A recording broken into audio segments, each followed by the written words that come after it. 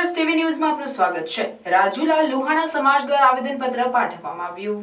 કલોલના ધારાસભ્ય ફતેહસિંહ ચૌહાણ દ્વારા જલારામ બાપા વિશે ટિપ્પણી કરવામાં આવતા સમગ્ર લુહાણા સમાજની લાગણીને ઠેસ પહોંચતા આ ધારાસભ્ય સામે સખત પગલાં લેવા અને ફોજદારી ફરિયાદ દાખલ કરવાની માંગણી ઉઠવા પામેલ છે। રાજુલા શહેરમાં રુહાણા મહાજન વાડી ખાતે સમગ્ર લુહાણા સમાજ તેમજ રઘુવંશી યુવક મંડળ, જલારામ સેવા મંડળ તેમજ રાજુલા વિશ્વ હિન્દુ પરિષદના પ્રમુખ સહિતની ટીમ આયોજનપત્રમાં સાથે રહે અને આવેદનપત્ર પાઠવવામાં આવ્યું। ત્યારે રાજુલા શહેરના લુહાણા સમાજની શું માંગ છે, આવો જોઈએ।